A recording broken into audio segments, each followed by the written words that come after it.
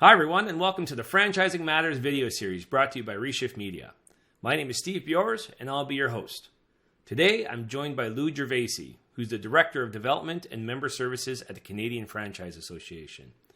Lou's been with the CFA more than 14 years, making him the longest-serving active staff member at the association. Lou's journey at the CFA has been very diverse, marked by its instrumental roles in organizing and executing CFA conventions, educational programming, and nationwide franchise shows. Known in the industry as LinkedIn Lou, his impact extends globally, boasting a following of more than 30,000 followers on LinkedIn. His influence in the franchise industry was recently recognized when he was honored as the top 2023 worldwide franchise influencer by SEO Samba. A trailblazer in his field, Lou is a certified franchise executive graduate, and he's also earned a certified exhibition management designation, a testament to his exceptional contributions in the realm of trade shows and events. Lou's passion for fostering growth, coupled with his strategic vision, positions him as a driving force in the franchise industry. Welcome to the show, Lou. Great to have you. Great to be here, Steve. Thank you so much for the opportunity and the wonderful introduction. Make sure I have to pay you for that introduction. It was phenomenal. Thank you. You're very welcome. Now, I will say before we get going here that I am one of your 30,000 LinkedIn followers. And for anyone listening, I encourage you to follow Lou. Lou absolutely brings great content on LinkedIn. It's well worth the follow. So anyone listening, look for Lou Gervasi on LinkedIn and make sure you follow him. Great. Thank you so much, Steve. And Steve, I know you have some questions for me, but I really have to start out because I was listening to one of your amazing podcasts the other day, and you had Paul Rocchio from the International Franchise Association on, and he gave me a shout out and said, hi, I'm Paul Rocchio. I'm the Lou Gervasi of the IFA in the U.S.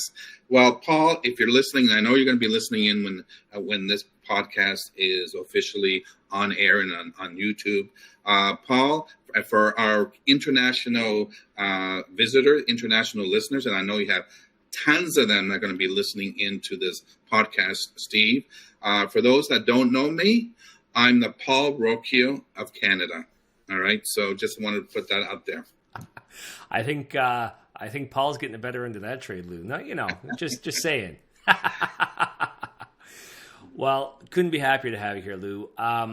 So let's talk franchising. Obviously, as the top franchise influencer, it's quite a coup having you on the show. So let's start. We're at the end of 2023. So let's start by thinking about, now that we're almost done the year, now that we can reflect on it. Are there any major franchise industry trends or any big surprises that you would want to call as meaningful over the last year? Good question, Steve. I know that I think the trend started in 2022 when we're just getting out of COVID, and it really started to flourish in 2023, is the use of technology in the franchising industry.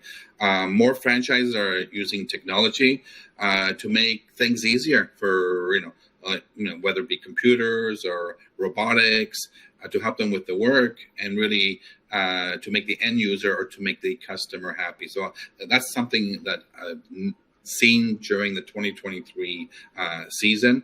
Also in terms of franchising, sometimes we think of, franchising, you go to a physical location or building, a brick and mortar, as we call it. And now many of franchises let people work from home or somewhere else. Saves money, it gives them more flexibility, also giving them the ability to make more money. So that's a trend that we saw in late 2022, and it has carried on to 2023. Many businesses now and franchising are turning into, I'm not sure if I can say earth-friendly concepts where using less trash, selling things that are good for the environment. Along with that, many of the concepts now are focused on health. Many gyms, whether it be intense or equipment based or just physical or just running on the spot. There's different types of gyms out there. There's a concept that'll come to your personal trainers that come to your house. We see that healthy foods is a big one as well, and being presented as a franchise concept, as well as services for mental health. That's very important as well. Businesses I've seen have changed because the customer has changed. Their demands have changed. Ordering online, I mean, a huge in terms of percentage compared to say pre-COVID, to get things delivered without any contact. So we see that trend still continuing in 2023. And in terms of the franchisor, we see that they are trying to assist the franchisee, getting them better trained at the beginning, more training, giving them more knowledge to set them up for success. Because the old adage, if once a franchisee is successful, then by default, the franchisor would be successful as well. So those are some of the trends, as well as there's always some changes in the government. So franchisors have to be aware of what's happening in there, and sometimes adjusting their legal documents or FDDs. So, in a nutshell, those are some of the trends I've seen in 2023. Oh, lots in there. Thank you. So, I'll talk a little more about one you mentioned there, because you overlapped with a few, which was very interesting. You talked about the trend towards non-brick and mortar. We've been seeing that as well, where there's more territory-based franchise systems where they're coming to you, right? You mentioned one where they'll send a trainer to your house, or, in-home care. Obviously we have an aging population, so in-home care has been a big trend we've seen this year. So do you see that continuing going forward, Lou? Like, it's obviously lowering the franchise buy-in, which is obviously attractive to everyone. So do you think that's a big thing we will see going forward, is more of the territory, go to your home sorts of franchise systems? Absolutely. I think that's a trend that's going to continue. Sometimes I'm scrolling Instagram, and just for the record, I do not have 30,000 followers on Instagram. I only have a few hundreds. I should build it. I might come to you and be one of your clients, Steve, at Reshift Media, so you give me some tips how to grow my my audience on Instagram. But I'm scrolling and I see quite a number of businesses, mostly franchises, that are healthy. They're about gyms or trainers on site that come to your place. Healthy food options as well. There's some restaurants that are a franchise concept, and the focus is not on burgers or steaks. There you got salads or fruit bowls or something of that nature. So, and wellness services, right, physically for health. I think that's going to be a big trend, because we also know the baby boomers are also getting older, right? So exactly. As they get older, they're going to need more assistance. They're going to need more services that are geared to that segment of the population. Well, I totally agree, and we're kind of talking about it already. But so let's shift into 2024, since we're kind of going there anyway. What do you see as opportunities for franchise systems going into the next year, Lou? Anything that pops to mind? First one, and I know you'll like this one, is technology. Apps. It seems like almost every concept they can have an app, or they're in the process of developing an app for their system. And whether it be normally you thought, okay, I need an app for restaurants, so you can order restaurant food or what have you for delivery or pickup. And no, there's an app for almost every single concept there. Healthy, making appointments, tips of the day, and what have you. I think the use of apps is spreading. And at some point, Steve, when you do your annual report on what's happening in social media and the app world, you'll say that, 85 or 90% of all new businesses or all new franchise have an app attached to their system. I think that's the way to go. And then they'll prove on the app, right? And somehow, without talking about AI, at some point the app is going to be talking back to you. So I just know that's going to be coming. Online ordering, I think, is still big. And smart systems that will have franchise help with their workers or operations. I think that's something that's going to continue.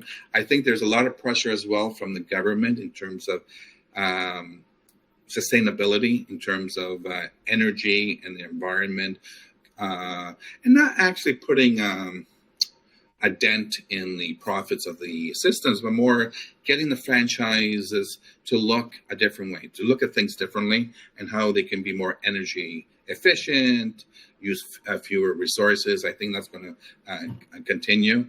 And I think that sometimes we think of franchising as, brick and mortar or food. Well, food, I can tell you at the Canadian Franchise Association, food only represents about 35% of all our franchise industries, right? So there's way more than food. And we see, because I'm in charge of new development and membership at CFA, and many of the new companies that are coming into franchising have nothing to do with food. They're in, or we think of food and retail, they're in, health and home services, and some franchises online as well.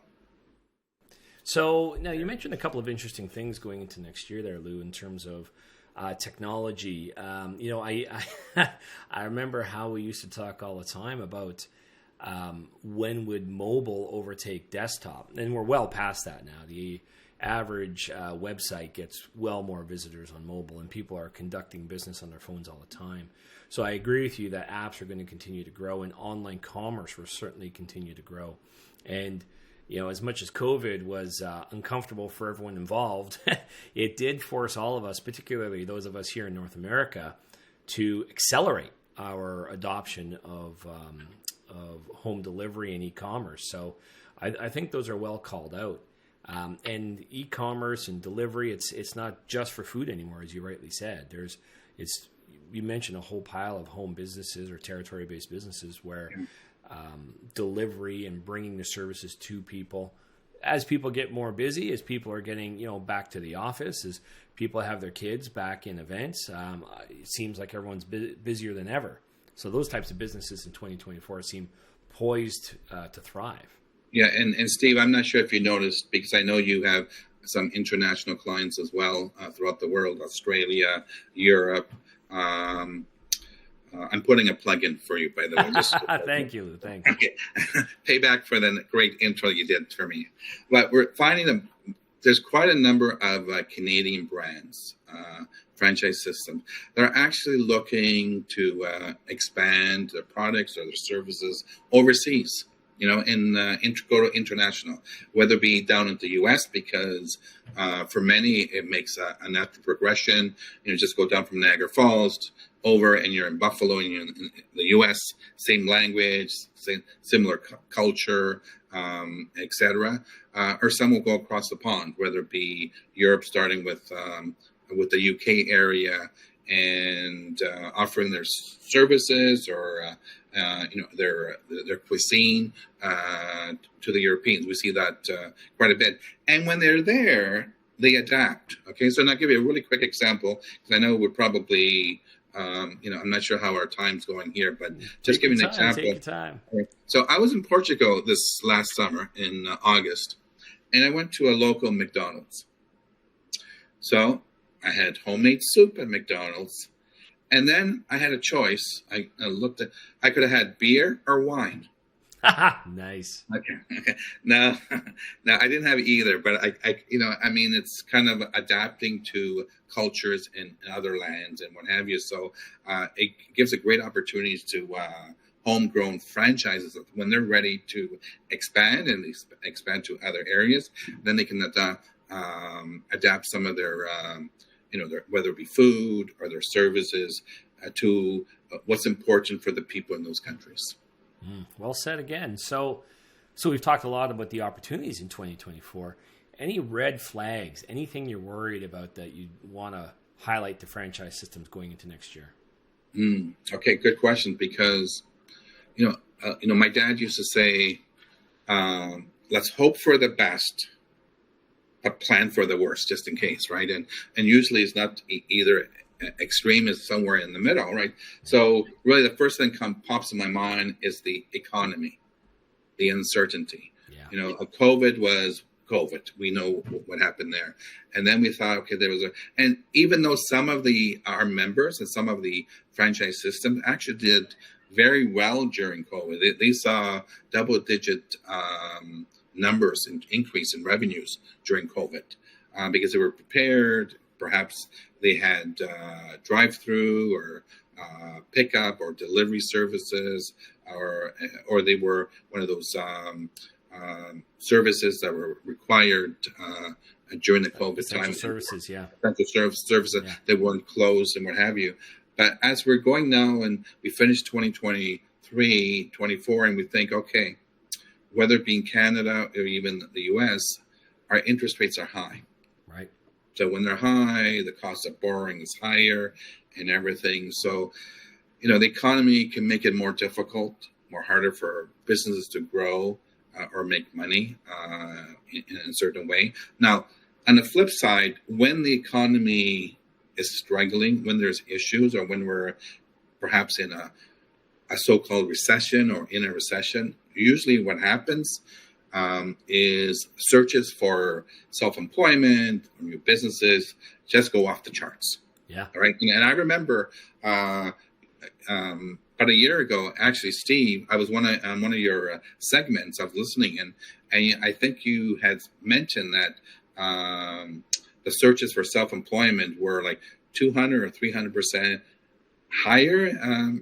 During COVID, actually, just after COVID. Yeah, oh yes, it skyrocketed for sure. Right.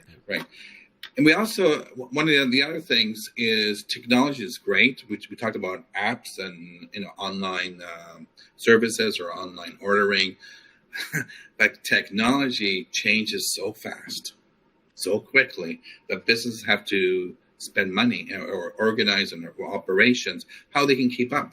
Yeah, and for some it's difficult. I know on a personal level that I remember. A few years ago, I went to Best Buy and I bought the best TV that was available. Right, it was a way back then. It was a 55-inch Sony 3D. I loved it. It was great. And then, honestly, within 2 months, it was out of date. And it went from 55 to 65-inch to 70-inch. I think you get a 90-inch right now if it fits in your vehicle, what have you. So there's so much change. So you have kind of. Companies have to kind of chart out where they're going to go in terms of their technology and a pathway to get there. And of course, this is common that as soon as you bring out a good brand, a brand that is well received by your customer or by the public, what happens? Boom, others jump in. Right now, you got a lot of competition, which makes it difficult, especially if the initial franchise did not have traction. You know what I mean? So you have to find a way to stick out from your competition, right? So I love pizza. I'm from an Italian background, and there's no such thing as a bad pizza. So I've gone to all of our members, all of the pizza franchises that I know of in Canada, and in the U.S., I'll go in and search out the pizzerias. But the problem is that if you open up a pizza concept, what makes you different from one of the other ones? Yeah. You have to stand out because there's a lot of concept in that area, right? There's, and so you got to kind of figure out what's your niche and what makes you stand out, what makes you special, and what will make you different so that the consumer, the customer, when they're making a decision, whether online or to walk into your location, to pick your location instead of somebody else. So that's what happens. And then, with that, we know that consumer preferences change. You know what I mean? Sometimes, you can't be stuck in menus and say, well, we've had these menu items in our store, in our location, in our restaurant for 10 years. Well, maybe, but maybe it's run as life. Maybe you have to, or maybe you keep it. Now you have to add new ones. And what comes to mind, as I'm just saying this, is McDonald's. Brilliantly, okay. So last couple of years, what did they introduce? The McCrispy sandwich, which has been a big hit. So kind of, seeing what the public wants, how their tastes have shifted or changed, and then trying to provide what they're looking for. Well, even salads, right? So, yeah, when I was a kid, I wasn't getting a salad at McDonald's or Wendy's, I'll tell you. Well, and you said something interesting. Well, you said lots of interesting things, Lou, but one thing that I haven't heard anyone say in regard to technology is that it's a potential red flag. And I think you're right, because on one hand, obviously technology is a massive enabler, and we're all tempted to talk about it as such a positive thing and how it's enabling all these new things. But to your point, which you just said, like, if you're not keeping up, if someone else comes out and disrupts you, they come up with different technology, or they jump on a new platform that comes out, or whatever that is, you can quickly be disrupted before you even know what's going on, which can be a huge detriment to your business. So interesting. You're my first guest that's mentioned technology as a red flag, and I totally agree with you. Well, and just to add on to that, so you have the technology, and even if you're keeping up, then do you have the supply chain intact? Right. Because many times the supply chain issues, whether it's getting across the border, or some suppliers can't fulfill the orders, or they can't find workers or staff to make it happen. So it's harder to keep things in stock. So these are all issues that are, and then if you have a supply chain, or you're able to get supplies, then what happens? Inflation and the rising cost of what cost before. And we know for a fact with wages, we've heard stories where there's some restaurants that had to reduce their hours of operations, and some of them Monday and Tuesday they're closed. Yeah, they can't get staff to work those days, right? Yeah. So these are all potential challenges that I think will continue in 2024, and franchise systems have to really step back a bit and be really and plan for, okay, these may be obstacles. What are the potential solutions, and what are we going to do? What's best for our system and our franchisees? Yeah, well said. So, Lewis, as someone who's really plugged into franchising, is there something that you see in the marketplace that no one's talking about, but you think they should?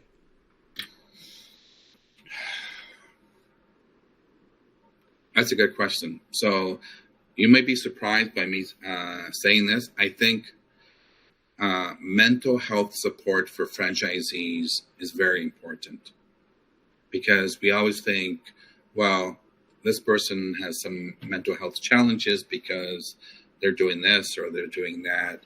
And you know what? Running a franchise is not easy. No kidding. It is a proven, successful business model. Yes, it has withstood the test of time for a century, but it can be very stressful. If you're a franchisee, what have you done? You basically almost put almost all your life savings in a potential business, a model that's cookie cut that was successful, and you hope that you can make it successful on your own as well, with the help of the head office, of course. And many of them may be facing challenges that affects their mental well-being. I think that's very important that franchisors recognize that and provide all the assistance up front. So they give them whatever assistance and vehicles for them to succeed, because they are on their own, because they aren't technically self-employed. But whatever they can do in the front end to assist them in this area and try to alleviate some of the stresses that they will have in life, I think will go a long way. Well, it's well said, Lou, because franchisees are entrepreneurs in their own right, of course. Starting their own business and running a business has a lot of stress with it. There's no doubt about that. But I've heard it said many, many times in my years in franchising, in business for yourself, but not by yourself. And I agree that mental health should be one of those things on the table that franchisors are seeing as a part of that mandate. Right. And I'm thinking too, just talk diversity, equity, inclusion. I think franchise systems should pay more attention on promoting diversity and creating inclusive environments within their franchise systems. I think that is very important, and really it kind of what's happening in the world. You got to keep up with the changes in the world, the dynamics of the world, and what's important to the public, to the consumer, to your customers as well. And I think the final one, if I can just add one more, please, Steve, is changing government regulations. And I'm sure you have others that are more qualified than me to speak on advocacy and issues regarding legalities in the franchise industry. But governments, whether on the local level, but more so on the provincial or the federal level, whether it be in Canada or the U.S., they can introduce new laws or modify existing regulations that really could impact how franchises operate, right? And many of these political bodies or governments, they go through a process. Anything is a great idea, and many of them still don't understand what franchising is, and it's a constant educating. You have to keep on educating not only the public but also the politicians. When you put in place or suggest a regulation change to businesses, how will that affect franchising? And if it does, usually has a ripple effect in other areas, and whether that be impacting on employment, taxation, disclosure requirements, and this all can be increased operational costs for franchises. Yeah, it's again, that's a huge one. Paul Rocchio from the IFA flagged that in our last conversation as well. And I have to say, the CFA and the IFA and the British Franchise Association and the other franchise associations around the world really are working so hard on the education aspect, because I've seen it firsthand as well, where the franchising model just isn't that well understood outside of franchising. Your average consumer doesn't really understand it, and in a lot of cases, when government has turnover or there's other people or there's a cabinet shuffle, you just don't necessarily have someone who knows all the ins and outs and realizes the power of a franchise model and how it really does drive employment, and it does drive the economy, and it does empower people who want to be entrepreneurs, but want to be able to do that within a proven system. So I think that's well said, Lou. And the fact that the CFA and the IFA have done so much work in this regard, I think is just absolutely fantastic. No, I agree with you, Steve. All right, last question. If you had to pick one piece of advice to give franchise systems, as they're listening to this, as they're planning for 2024, what would be your major piece of advice you would give? One? How about two? I'll allow it. Okay. I'm going to go with three. The third one's very quick, okay, and self-promotional, but I'll tell you the first two. I think you should be adaptable to what's happening, whether it be embrace technology. Maybe the way your marketing strategies may have to be different. See what the trends are in consumers' taste. Innovation, I think, is so important. There's a saying that I say all the time, and even some of my LinkedIn posts. The biggest room in the world is a room for improvement. I love that. I love it. That? Okay, you can use it. Yeah, that's mine now. Okay, definitely all right. mine. Yeah. So you got to change, right? So always look at things and don't change things for the sake of changing, but change them for the better. Okay, look outside the box. Get a focus group and see really, how can you, what's the end star? Or, I know our CEO, Sherry McNeil, always says, okay, what's the North Star? Like, what do you want to become in 10 years, right? And kind of look at it from a different type of lens, right? Instead of looking this way, looking at really full throttle. And when you start thinking that way, there may be some things you want to implement. So maybe the first year or two will be part one of getting to the North Star, and then it'll be a second segment, and a third, and a fourth.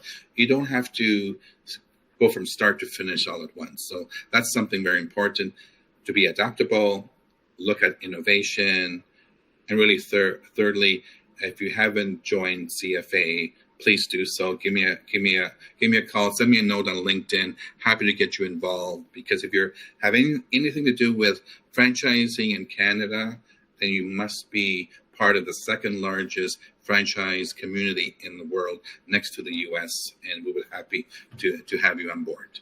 Well, and I'll second that.